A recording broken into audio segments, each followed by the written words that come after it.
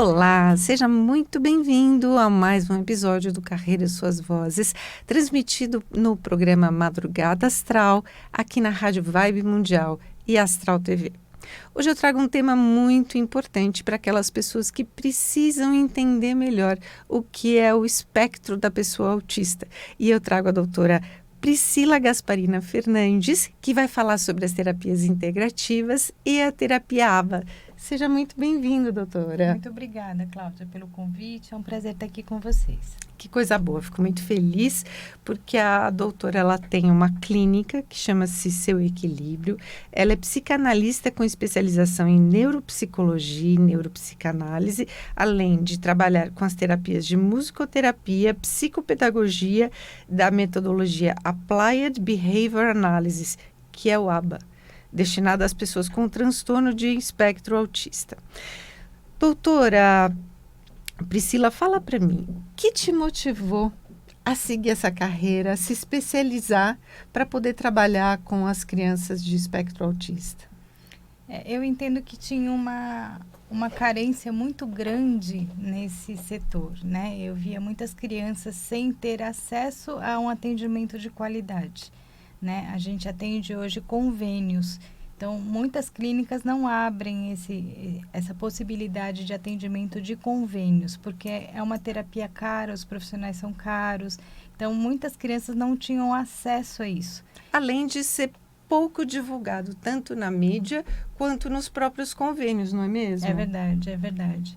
Então, assim, eu queria que as crianças realmente tivessem um atendimento de qualidade, um atendimento efetivo, onde realmente houvesse uma melhora do quadro, né? Então, foi isso que a gente buscou abrindo a clínica Seu Equilíbrio, né? Nós começamos bem pequenininho e hoje a gente está com um atendimento maior, com uma equipe multi, né? Que a gente consegue ver vários aspectos da criança, né, para que ele evolua tanto na parte cognitiva, na parte emocional. Onde é a sua clínica? Aqui em São Paulo mesmo? É, na Zona Norte, em Santana. Nós temos 2 unidades em Santana. Ai, que delícia. Então, eu vou te pedir para responder ali para os nossos ouvintes, para a nossa câmera, como é que é a combinação dessas terapias, da própria neuropsicologia, da neuropsicanálise, a musicoterapia que está muito em alta, até atendido pelo próprio SUS, né, agora com a compreensão da terapia sonora, como é que elas são mais eficazes para os pacientes de TEA?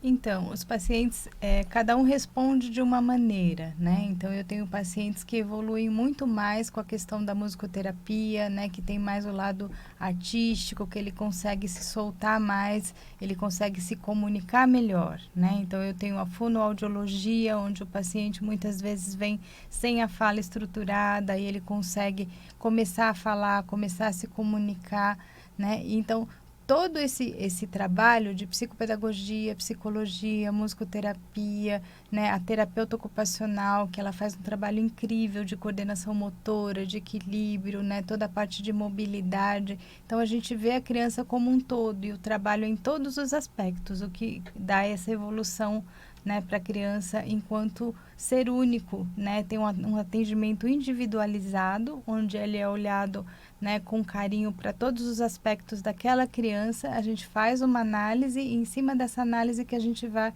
encaminhar para os profissionais responsáveis. Então, dentro desse atendimento integrativo, a criança tem vários estímulos. O auditivo, né, que é a música, é o cognitivo e o motor, né? Isso. Nós temos, inclusive, uma sala sensorial, né, onde a criança aprende a trabalhar toda a parte, né, de percepção dela, né, de observação do meio, de foco, de atenção.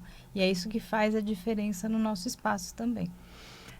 Isso é fantástico, né? Porque a criança, ela precisa exatamente disso, né? Sim. Eu acredito que tenha sido aí um grande desafio abrir a sua clínica, né? A Clínica Equilíbrio, até porque tem um nome fantástico, né? Parabéns pela escolha do Obrigada. nome.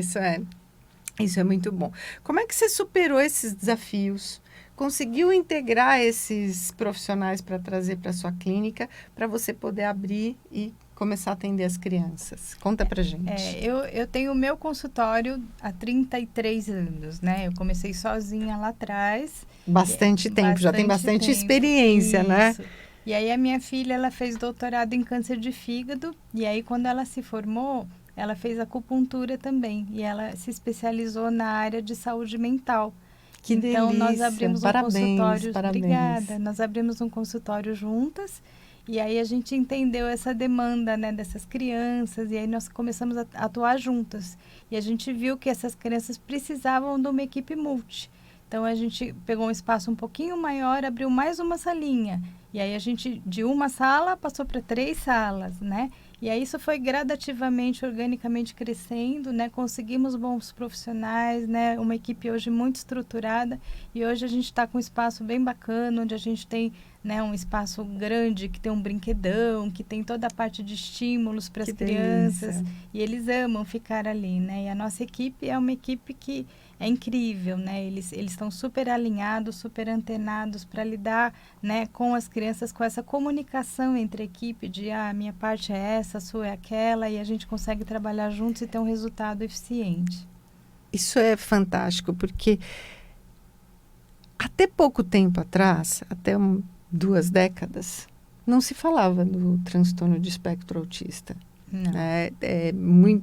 Muitos médicos nem sabiam diagnosticar o transtorno, né? Exatamente. Então, a partir do momento em que começou-se a falar sobre isso, começou a se tratar o transtorno, eu percebo que ainda tem muita gente que não conhece, não sabe identificar os sintomas que a criança traz. Sim.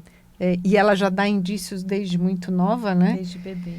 Desde bebê, leio muito sobre isso, até porque eu sou muito interessada no assunto, já fiz alguns cursos de neurociências, mas a partir do momento em que a pessoa ela não é instruída, ela não tem essa qualificação para poder ler esses sintomas, esses sinais que a criança traz, ela não pode cuidar. Então, quais são esses sintomas, esses sinais que a criança dá e quais as providências que os pais podem tomar para que eles possam começar a olhar para esse transtorno de uma outra maneira? Sim. Isso é bem importante, Cláudia, porque assim, a gente vê muito os pais com uma negativa, né? O meu filho tem algo diferente, mas daqui a pouco passa, é uma fase e daqui a pouco ele vai acompanhar as outras crianças. É desafiador aceitar, né? Sim, é muito desafiador. É o que a gente mais lida no dia a dia em consultório, são com as mães e pais tentando mascarar de que existe alguma questão ali, né? Então, assim, o que a gente orienta esses pais desde que as crianças são pequenininhas, né? Perceba se ele não mantém um contato visual, né? O autismo, geralmente, ele até olha no olho, mas é um olhar muito rápido, onde ele desvia o olhar. Então, né? essas dicas que você vai passar para o ouvinte, então vamos até ilustrar no corpo, né? Porque a expressão do corpo, ela ajuda muito. Então, o contato visual... O contato visual, ele é extremamente importante para você identificar se a sua criança tem algum transtorno. A criança, ela não mantém, né? Ela olha e desvia. Né? Aquela criança que olha e olha para o lado e aí não acompanha. Ela não presta atenção, né? E à medida em que você vai falando, ela não grava o que você está falando. Isso. Né? É aquela criança que não, você chama ela e ela não atende de pronto, né? Ela não atende na hora. Se ela está interessada em algum tema ali, algum objeto, você está aqui chamando, ela não vai desviar o olhar para você. Ela vai continuar no foco dela. Qual é a segunda questão extremamente importante? Lá na primeira infância, quando eles começam a andar, eles andam na pontinha dos pés. Então, é uma dica também para os pais, né? Meu filho está andando na pontinha do pé. É normal? Não, não é normal. O normal é que ele pise com o pezinho todo. Ele não tem contato com o solo, então com o chão. Ele até encosta, mas ele prefere a pontinha do pé. Né? Ele realmente se equilibra na pontinha do pé. Tem algum motivo especial para isso? É a parte motora, né? A parte motora, ela tem uma questão neurológica que ele tem esse pisar, né, diferenciado, a parte de coordenação. Isso, depois a TO, que é a terapeuta ocupacional, ela vai trabalhar, né, esse contato para que ele pise e ande, né, com mais facilidade. Tem mais algum sinal que os pais podem identificar? Então, a criança geralmente, quando ela começa o brincar, ela enfileira brinquedos, né? Aquela criança que enfileira todos os carrinhos, que ela tipo tem uma fila de dominós. Isso, ela tem aquela mania de organização. A canetinha tem que ficar nessa sequência, né? Mas tem ela classifica por gênero, ela divide por cores, como é que ela faz? Cada um tem a sua lógica, né? Não existe uma regra, mas o enfileirar é muito clássico do autismo. Então, a gente tem que prestar atenção. Aquela criança que enfileira brinquedo e assim, se você for lá e tirar um carrinho, ela desorganiza. O que é esse desorganiza? Ela chora, ela se desequilibra. Aquilo é uma organização mental para ela. Então, ela não consegue, se você for lá e interagir de uma maneira que ela não quer, ela tem que começar tudo de novo. Exatamente.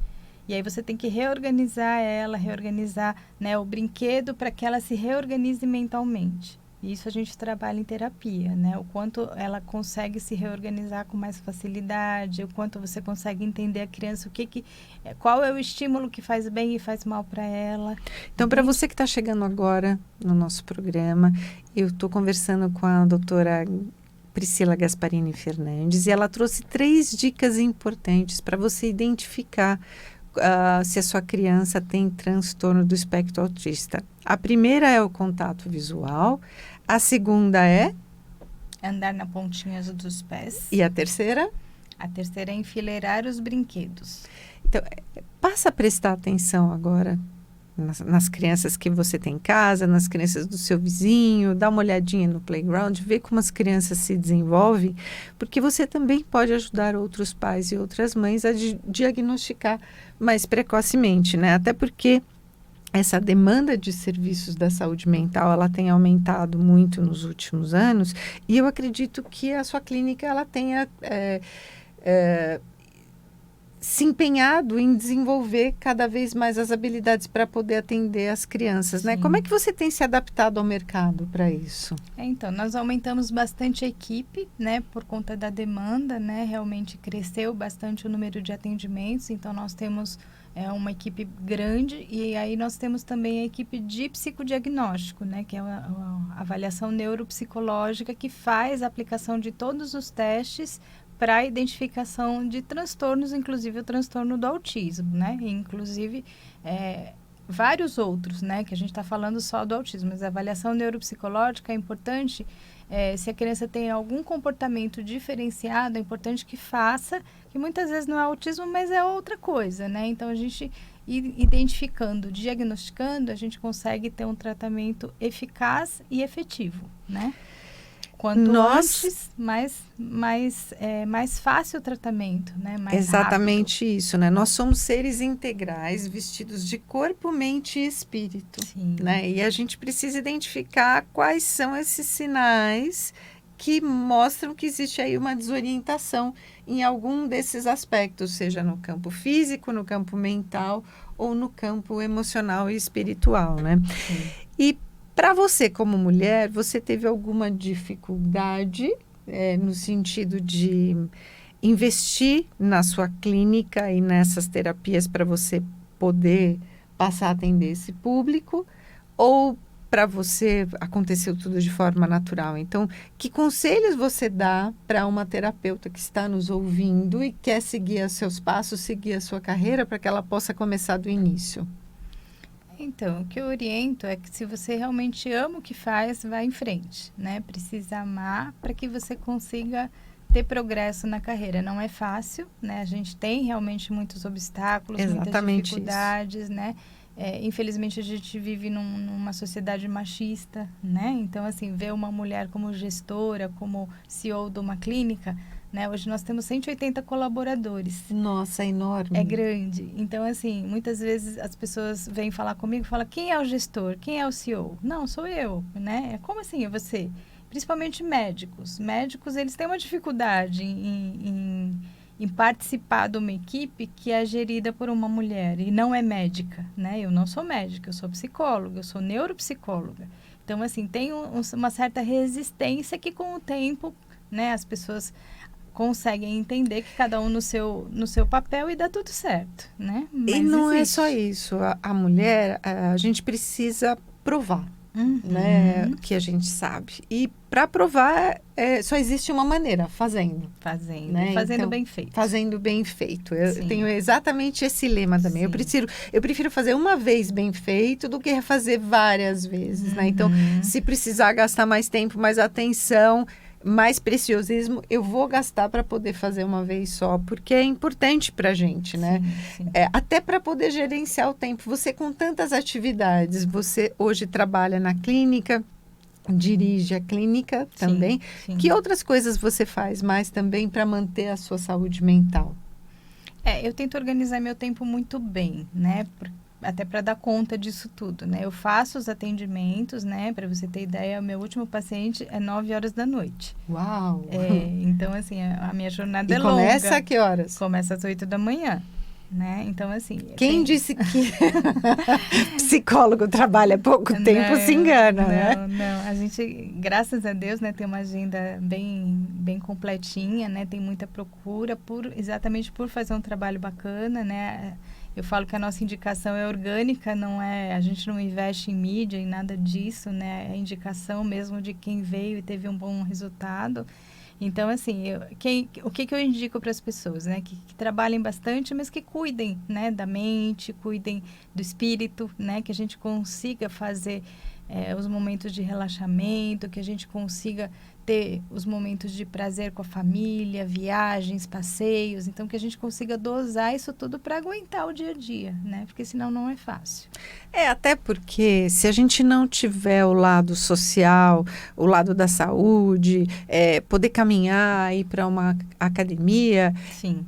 A vida da gente passa a ser só trabalho, Sim. né? E só trabalhar traz ansiedade, depressão, burnout, uma série de questões de saúde mental que também impedem da gente alavancar os nossos negócios, né? Porque quanto mais estresse, mais ansiedade, mais depressão a gente tem, e são doenças muito comuns, né? A Organização Mundial da Saúde já aponta o Brasil como um dos países que mais trazem essas doenças, né? Na vida moderna. Como é que a gente pode... E quais são as práticas integrativas que você recomenda para quem quer buscar mais equilíbrio? Eu recomendo que as pessoas procurem fazer terapia, né? No sentido de autoconhecimento, de elaborar as questões do dia a dia, né? Às vezes, eu não estou bem hoje, aconteceu um fato que me desequilibrou. Então, você leva isso para a tua terapia, elabora, né? Fique bem com os conteúdos. E, além disso, é se cuidar, né? Cuidar do corpo, fazer exercícios, alimentação, né, adequada, uma alimentação equilibrada, tentar se hidratar bastante, né? Eu falo que o nosso cérebro, ele só funciona bem quando ele tem água, né? Muitas vezes você vê o paciente... cérebro e o intestino, que é o segundo cérebro, né? Sim. Eu vejo muitos pacientes com esquecimento, com falhas de memória, de foco, e você vai pesquisar a fundo com exames, com técnicas, é falta de água, né? Então, você insere a água na vida daquele paciente, ele melhora. Você está trazendo aí várias questões, né? Sim. Sobre como manter o equilíbrio. A primeira delas é a questão da terapia. Ou de uma academia, ou de um hobby. Eu gosto muito de indicar hobbies para os meus mentorados na área de carreira e negócios, porque uma pessoa que faz o que gosta ou que coleciona objetos, brinquedos antigos, né? Objetos antigos também, ou anda de moto, ou vai para academia, além dela ser menos estressada, ela traz menos problema para as empresas, né? De relacionamento, de empatia. Não é uma pessoa invejosa, não fala mal dos outros. Ela se ocupa, né? Ela se ocupa e ela é feliz com ela, né? Ela levanta de manhã, ela tá feliz de levantar às 5h30, 6 horas da manhã para ir trabalhar. Ela é satisfeita, ela é plena dentro daquilo que ela faz. E à medida em que a gente vai limpando os nossos lixos emocionais, tirando dos nossos porões esses problemas e traumas que vêm muitas vezes da primeira ou da segunda infância, né? Sim. Quando os pais falavam, não faça isso, porque senão você vai cair, traz toda aquela questão da insegurança. Quando os colaboradores e os empreendedores, eles precisam atravessar a ponte da segurança, que é sair de uma empresa para poder abrir o seu negócio, normalmente a primeira coisa que eles ouvem, não faz isso porque você vai cair. E o cair é fracassar, o cair é não conseguir atingir os seus objetivos, né? Então, eu ressignifico essa frase. O que é que você fazia quando criança, que você fazia tão bem, que quando você fazia, as pessoas falavam, Uau, o que é isso? Que legal, continua fazendo isso, né? Porque a gente também traz na infância o nosso desejo do que a gente vai querer ser quando crescer. Né? E essa é uma das perguntas que é tão importante, né? Por isso que é tão importante, quando a gente olha para dentro do nosso ser, né? Olha para a questão espiritual do nosso ser, é buscar essas respostas, porque a vida é uma constante busca. Né? Para a gente evoluir, a gente precisa estar constantemente buscando a nossa evolução. Se a gente não faz isso, não limpa e tira esses lixos emocionais, a gente não é capaz de ver as paredes desse porão. Então, a gente não consegue enxergar se eu preciso pintar, se eu preciso remover aquele piso. Né? E essa analogia, ela faz com que você possa olhar para dentro de você. Então, tudo aquilo que não te serve mais, começa de fora para dentro. As roupas, os livros, os discos. Começa a fazer doação, a praticar a doação, né, para pessoas que precisam. E isso vai fazer com que você comece a enxergar essas lacunas ou esses espaços dentro de você que precisam ser trabalhados, né?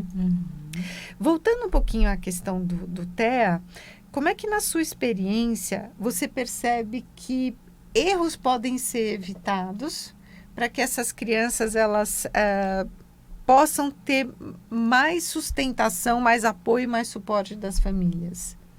É o conhecimento, né? Eu sempre digo para as mães, identifique o que o seu filho tem, né? O conhecimento é a luz da escuridão, né? Exatamente. Na escuridão. Exatamente. Então, assim, o que seu filho tem, qual é o nível do autismo, quais são as capacidades, quais são as potencialidades, quais são as dificuldades. Em cima disso, vamos estudar, vamos entender, né? A gente sempre vê as famílias dos autistas cobrando muito o tempo, né, de progresso como se fosse uma criança que não fosse do espectro. Esse é o ponto. Até né? uma criança normal e um adulto, cada um tem o seu tempo, né? Porque somos seres individuais, né? Sim. E então precisamos respeitar esse tempo também da criança autista, né? Esse é o principal erro. As mães, elas comparam com crianças que não são do espectro. Então, o que eu oriento essas mães? Observar seu filho, entender as dificuldades dele, ajudar, conversar com os profissionais, que nem eu vou lá na psicopedagoga, o que eu posso fazer em casa para ajudar meu filho? Eu vou lá no fono, que exercícios eu posso fazer em casa para ajudar meu filho? Então, quanto mais tiver estimulação, mais essa criança vai progredir. Né? Então, eu consigo ajudar, mas eu não posso comparar. O Joãozinho está falando mais rápido e entrou no mesmo tempo. Cada criança é única. Então, exatamente. Assim, é respeitar o tempo de progresso no tratamento de cada criança. Então, as famílias muitas vezes se frustram, né? Porque demora um pouco mais, demora um pouco menos, né? E cada um tem o seu ritmo. Então, assim, é entender e não se frustrar, respeitando o tempo de cada criança. Essa é a principal dica. Eu estou conversando com a doutora Priscila Gasparini Fernandes e nós estamos falando sobre crianças com espectro autista, sobre TEA. Se você não viu essa entrevista desde o começo, volta lá no YouTube, assiste desde o começo, porque eu tenho certeza que vai ser muito importante para você ouvir essas sugestões que ela traz de tratamento. E quais são as dicas que você dá para que no mercado aconteçam novos projetos? Como que as pessoas podem desenvolver um pouco mais essa questão para poder atender o TEA? O TEA é o que a gente falou, né? Antigamente não tinha diagnóstico. Hoje, não é que aumentou o número de crianças com autismo, é que hoje a gente consegue ter um diagnóstico do que essas crianças têm, né? Eu falo sempre que antigamente aquele amigo que tinha uma questão escolar, né? Que era mais comprometido na sala de aula, que tinha aquele atraso, né? Que a gente fala, nossa, ele é lerdinho, então, olha o lerdinho, né? Então, a maioria desses casos a gente entende que eram crianças autistas, né? Só não tinha tratamento nem diagnóstico. Hoje, como a gente consegue fazer esse diagnóstico, né? O que eu oriento é que as pessoas busquem conhecimento, busquem especializações, né? Se você quer ir para essa área, você tem que se preparar, você tem que fazer pós-graduação, né? Você tem que estar inteirada com o que tem no mercado a nível de técnicas, de testes, né? De materiais para atuação, para que a gente realmente, efetivamente, consiga atender e ajudar essas crianças. Exatamente isso. Então, para quem quer te encontrar, quais são as suas mídias sociais? Eu estou no Instagram como doutora Priscila Gasparini. E aí, a parte da clínica é Clínica Seu Equilíbrio. Clínica Seu Equilíbrio. Isso. E se você gostou desse conteúdo, me siga para mais temas como esse no @CláudiaCardillo Oficial. Até o próximo episódio.